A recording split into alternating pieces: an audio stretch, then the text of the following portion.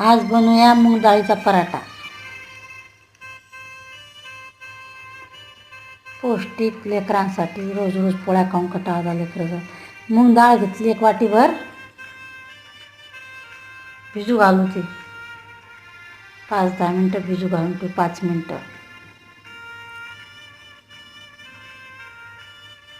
भिजून झाली की शिजून घेऊ. एका पातेल्यात टाकून अर्ध कच्ची, जास्त नाही शिजवायची.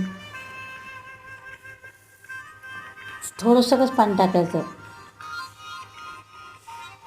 थोडी अर्ध कच्ची शिजून घेऊ. हे शिजून. हे वाटण धने, शोप, जिरं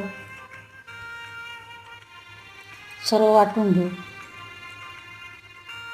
मिरच्या बी टाकून घेऊ त्यात, त्या बी वाटून घेऊ अगोदर.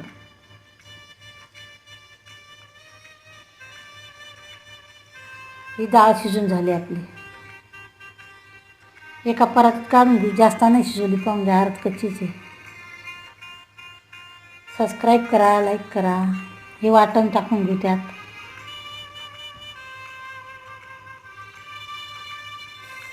पीठ टाकून घेऊ, गव्हाचं पीठ. मीठ बी टाकू त्यात. हे हळद, मीठ, हे लाल तिखट, हे मीठ टाकून घेऊ. कोथिंबीर, तुमच्याकडे पुदिना असला तर पुदिना टाका. थोडंसं तेलाचा हात लावून 5 मिनटं ठेवून घेऊ झाकून. नरम होतो अंडा. पीठ लावून लाटून घेऊ पोळी, पराठा त्याचा.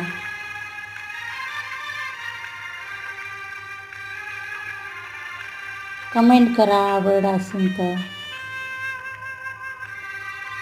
रेसिपी कशी काय वाटते तर कमेंट करा.